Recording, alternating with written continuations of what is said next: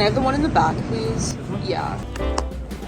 Surprise, surprise, I'm at Publix again for the second time today. When I was in high school, I'd literally be here like multiple times a day sometimes just because it was so close and convenient, and if I forgot something at the grocery store, I could just go really quickly, which was super nice. I just got some salmon for dinner, bourbon salmon, my favorite. I'm gonna get just popcorn, which I am wanting the Garrett popcorn mix, the cheddar and caramel. However, I've recently noticed, but they don't sell Garrett at stores, which I guess is because it's more of like a novelty thing when you go to Chicago or like up north somewhere, so you only buy it in person or like online, but I wish they had it. This is also really good. I'd always get this at like Costco or Sam's or whatever. This will do the trick. A lovely dinner of salmon and popcorn is gonna be it for me tonight, and I think I'm gonna make rice or something too to go with the salmon. Maybe I'll make carrots. I've had some carrots in the fridge for a while, so I'll need to be doing that too. We're gonna be balanced. It's gonna be good.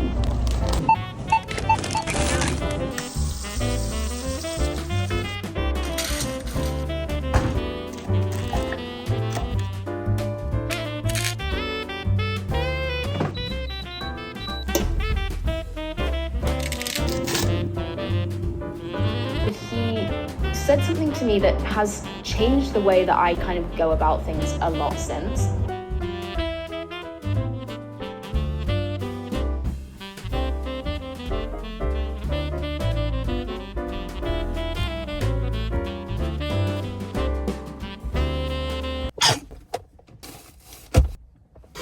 It's ridiculously hot right now. It's a few days later, by the way, in case you couldn't tell. I've been doing nada. I don't know, like I feel like honestly, like I don't know what my issue is, because I feel like before, most of the video that I make is just me sitting and talking, and then I show other kinds of stuff where I'm like doing things, but like I guess the me doing things part is what gives me something to talk about and ramble for like 15 minutes. But here we are. I feel like I don't have like a ton to update on. I kind of just wanted to talk because I've been bored. I want to do something, and so I'm talking to you. I hesitated at first whether I even wanted to like make this sit down sort of thing, because I was like, is it even interesting and worthwhile to talk about, or is it just something that is interesting to me and nobody else cares? But like, it's my channel. It's my channel, and I'll film what I want to. We'll adopt that attitude for now, I guess. I mention a lot of YouTubers, I guess, that I enjoy listening to. I'm on this new kick with Hannah Elise. I didn't even know who she was before, and I'm not even sure how I found her, if she just popped up on my... Oh, I know what it was. I was searching up stuff for Charleston. I was trying to make an itinerary in my notes app because I was having a bit of an identity crisis, freak out, trying to figure out what I want my life to look like in 2026 and kind of plan out the stuff that I want to happen. One of the things I was thinking about is, oh, what I'm going to do for spring break this year. And for a really long time, I've been saying that I want to do a solo trip, and that's yet to happen. A, because I'm freshly not a minor. I turned 19 only a couple months ago. Most other trips, it'll be with my family, or I recently did my first trip without like parents or anything when my friends and I went to New York for spring break for freshman year. And now it's almost a year later, believe it or not, and it's time for me to think about what I want to do for spring break this year. So I don't know. At first I was thinking Boston, because I was thinking, ooh, that's fun, the New England vibe. But then I was doing more research, and I feel like Boston, at least for me, would be a lot more fun in the fall time. March, I mean, in high school, I had spring break in the first week of April, or even my entire life up until I got to college. For us, spring break is in the beginning of March, which feels bizarre because it just hasn't been like that for my whole life. All that to say, I'm trying to figure out a location that is fun for a solo travel trip. I've been wanting to do a solo trip for the longest time, I feel like. And I've also been saying I want to go to Charleston for a really long time. So when I was like, maybe save Boston, rain check that for a later date, I was like, well, what else have I been wanting to do? And Charleston came to mind. I remember last year, this girl asked me if I wanted to go during freshman year on like a weekend trip. I said no, because I was intimidated at first, and I'd never done anything without like at least somebody's parent being there. And I was like, sounds like, I don't know if I'm gonna do all that. But now I'm at this point and I'm like, why not? Like, it's not that serious or deep. I really want to do something. I took this up went to New York with my friends, 3 of my friends, for last year's spring break. And now, maybe it's time for me to take a step up and do something on my own. With that, I was searching up stuff to do in Charleston, doing my research on TikTok.org or whatever it is. I came across this girl named Hannah Elise who lives in Charleston. She also, funnily enough, she lived in New York before, which I recently learned when I was watching a bunch of her videos. She moved to Charleston somewhat recently, I think in the past maybe year or so after coming from New York. She really enjoys it, and she's done a couple different videos of what would be an ideal day if you were visiting her or like a friend was visiting her in Charleston for the first time. When I'm even thinking of like a future trip that is even super far away, I go on TikTok and see what other people have done, and they'll do like 3-day itinerary for Hawaii or like Boston or whatever the city is. That's what I was kind of doing last night. I feel like I was staring at a screen for the longest time, researching stuff for Charleston, and also Stranger Things came out, watched all of the episodes. Obviously, I was like, maybe I'll do one a day. Baby, who do you think you're talking to?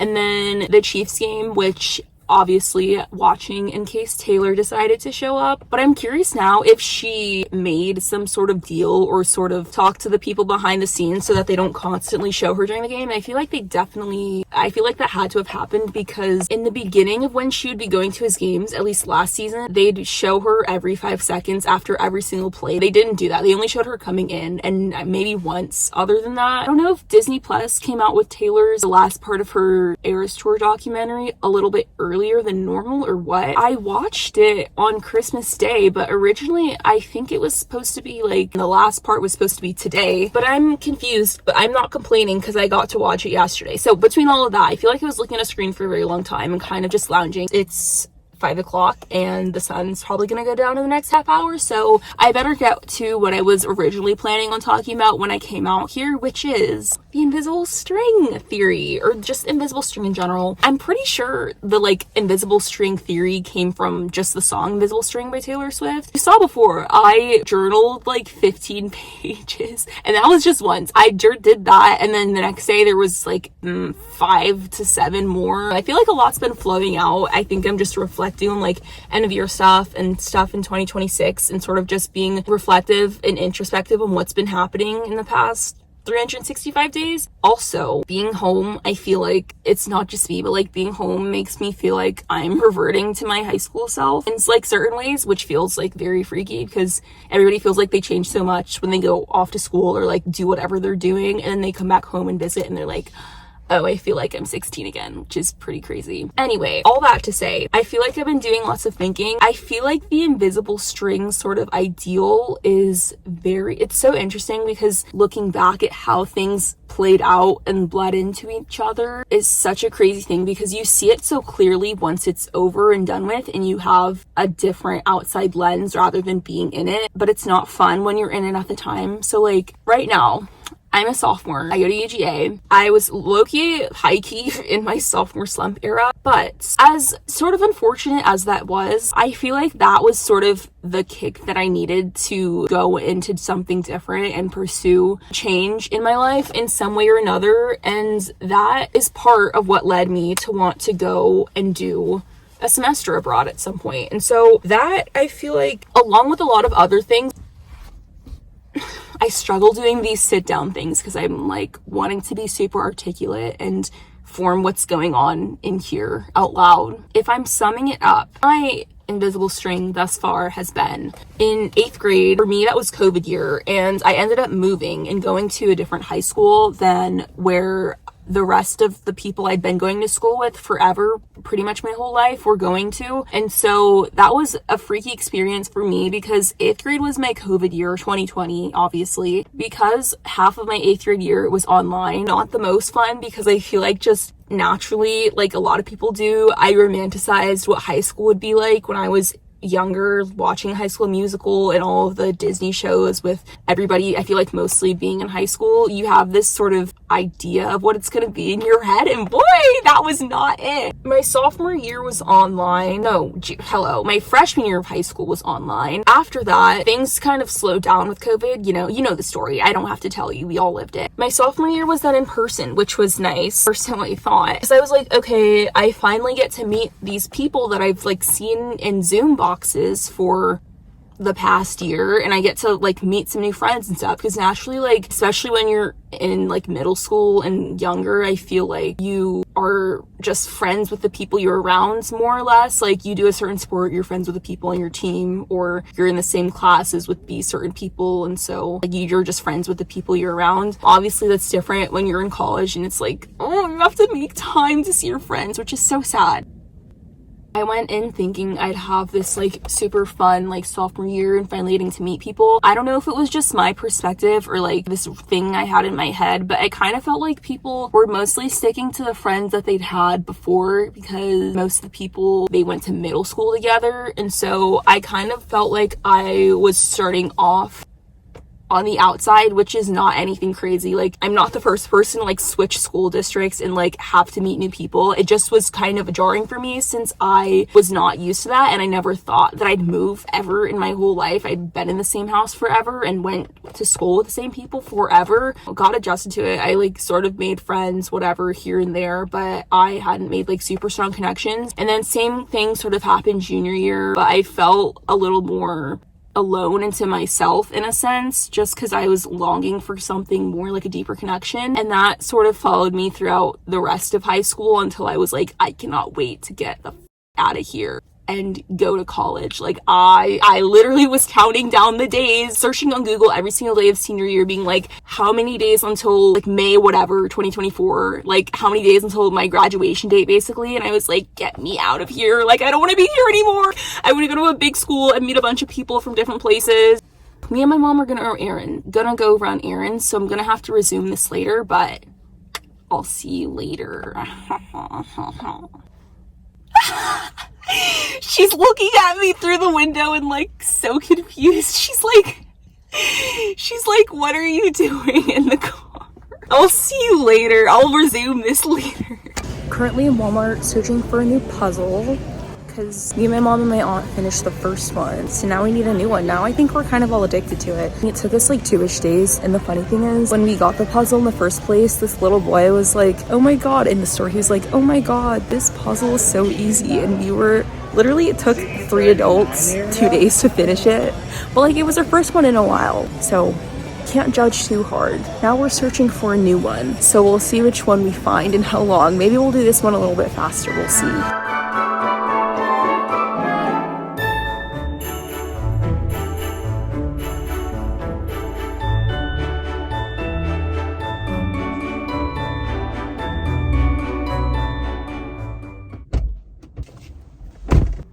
I literally just said that I need the sun to go away for a little bit, and it did, which I'm really happy about, because I feel like angle is pretty freaking good. Oh, it's the next day, by the way. We're gonna do a little rewind. That's why I'm back in the same place. Am I in a sweatshirt again, even though it is even hotter than it was yesterday? Yes, I am.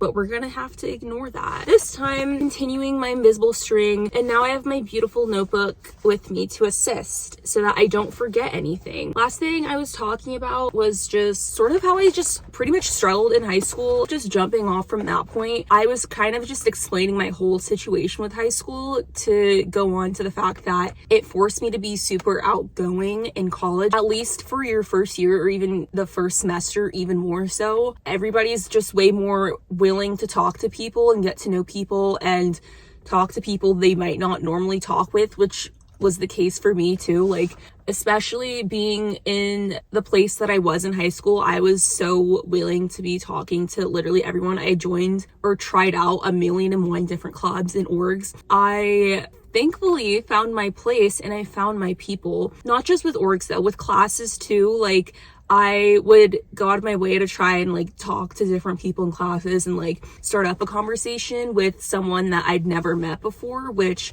looking back, like my high school self would have never done that. So I'm proud of past me for stepping out of my shell, and I feel like kind of going back with the whole theme of like invisible string, I wouldn't have done that if I was very secure in friendships and I already had sort of friends going into college. Like, I had a lot of people from my high school go to my college, and so I think that if I'd had that, I wouldn't have had that need and desire to meet as many people. And so I'm glad that I honestly came in with that mindset of just needing to be around people and really just expose myself to as much as possible. I am glad that I tried a ton of different orgs, even with the classes. I remember this one class, I sat down next to this girl. I was trying to scan the room and be like, okay, like, who looks like they'd be willing to, you know, like, talk to someone they've never talked to before or whatever. It was like a big lecture hall, so it was like, out of all these people, like, during job ad week, like, I can kind of move around and see kind of who maybe I'll vibe with. And I ended up sitting next to this girl in one of my classes, and she introduced me to her friend group, and now one of those people is my roommate. So honestly, things like that, I look back and I'm like, okay, it's always better, I feel like, to just put yourself out there and be rejected than not put yourself out there at all. Out of all of the clubs and orgs that I tried, and out of all the people that I talked to during those classes that I had during my first year, most of them didn't work out, which is totally fine and 100% normal, because there's always, I feel like, the joke of like, you talk to so many people and you get so many people's Instagrams during your first year, or even I guess like first semester or whatever, and then you don't end up talking to half of them, or like it's kind of a familiar face. Sometimes you'll wave on campus, sometimes maybe you just don't, which is fine too. I am really happy with myself, and the fact that I honestly, looking back, it totally makes sense of like, I was really more reserved in high school too, so I feel like it helped me to kind of find myself and be comfortable with putting myself out there more, which is honestly really cool, because I don't know if that would have happened if I hadn't had to do that and, you know, put myself out there to make friends, because it's not like high school where you're with the same however many thousands of people that you've been knowing. It's like you're seeing people from all different walks, which is one of my favorite things about college too, in general. And I know I mentioned the sitting down next to someone and introducing me to her friends, which now one of those people is one of my closest friends, which I feel like sounds simple, which it is, and maybe trivial, which for me it's not. You should have been in my head when I was in that moment. I was like, okay, like, I'm gonna go sit next to her, like, I'm gonna go sit down and like talk to this new person, whatever. And like, each time that I would do it with different people, I would literally have to work myself up, like work up the courage in my head to go do it, even though it's such a simple thing. I think a lot of people get what I mean when I say that. Like, I would do it, but every time I was still like, oh my god, like, what are they gonna, like, are we gonna talk and whatever, or they're gonna be like, why is she sitting next to me, you know what I mean? This is also a super big lesson with like a lot of the people I'm friends with now in general, like for me too. You will 100% face rejection. The sooner that you accept it, the better off you'll be, because I feel like it's somewhat beating a dead horse. Rejection is so necessary, and this is something that I think we all like kind of know, and it's like, okay, that's not something new that I'm hearing, but I feel like a lot of the time it's sort of referenced in the context of more so professional experiences. Honestly, I feel like that sort of experience with finding my own people during my first year has taught me a lot about rejection in the sense of social settings, because it can feel so overwhelming and daunting, and it can feel like you're making no progress when you're trying to find like who you jive with and it's not working for what feels like forever. You just want to give up and be like, okay, like, I'm over it, like, I don't know what to do, I don't know if I'll find my people. And then you start questioning yourself whether you even made the right choice to be where you are. Like, did I go to the right school? Did I pick the right roommate? I think it's cool to think about opening yourself up and having the courage to be rejected in a social sense, because I honestly think that can hit harder than the professional sense, because, you know, at least that's a little bit more merit, not 100%, but at least to a greater degree. When you're opening yourself up and being vulnerable with meeting different people, and then you get rejected in that way, it's like they don't want to, you know, hang out on a closer level. It's like, oh, they just don't like my personality. It feels personal, but at the same time, it's like, I feel like it's better to be vulnerable up front and show who you are, because then you're going to weed out the people who you don't jive with, and you're that much closer to finding the people who you do jive with. So as frustrating as it is, I feel like that was a very important lesson, and I'm going to carry that with me. Anyway, I also, end of my freshman year, studied abroad in the summer for 6 weeks in Costa Rica, which was a super cool experience. I lived in a house with 9, I think, other people at the peak of it. Like, there was me,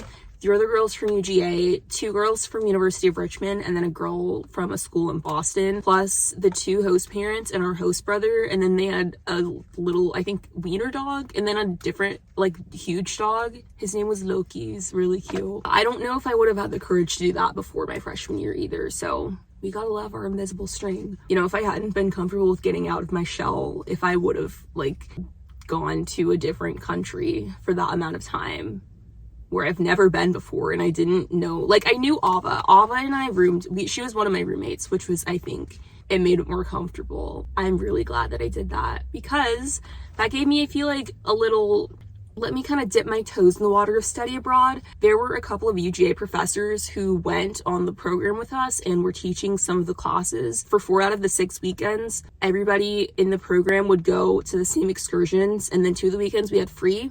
I learned that, like, in the future, that's what made me want to do an exchange or, like, more of a separate independent program, just because I want to be able to explore a little bit more. One, having more time to do, like, other things other than, like, 6 weeks. I feel like 6 weeks isn't, I mean, it's really not enough to be fully 100% immersed in, like, a different culture and really understand what it means. Secondly, I want to be able to have more flexibility and not have to be, you know, following the itinerary that we were given necessarily, and kind of have the freedom to explore a little bit more, like, meet more locals and, like, try different stuff other than just kind of what has been set up, which I like that I had that before, because I don't think I would have known that I wanted something different if I hadn't done that. So invisible string. And then up to now, the last thing is just that my freshman year was such a high, and then sophomore year is just a different experience. Like, first of all, living off campus is totally different. Because all my friends live at different places versus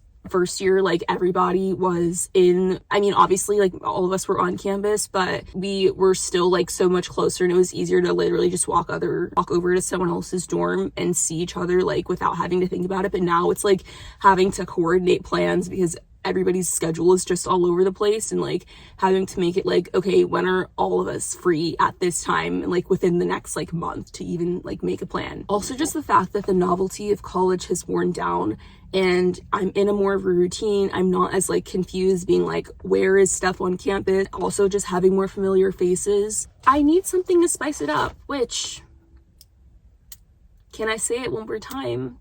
Study abroad. Also, I really just want to be, I think my word, somebody asked me what my word is for 2026. My word for 2026 is wanderlust, because I really just want to explore more. I'm planning on doing that as much as possible, so I'm very excited to see where the new year takes me, and I'm excited to take you with me. I'm super excited to document my next year. This might be my last video of 2025, or maybe it won't. We'll see. Arrivederci.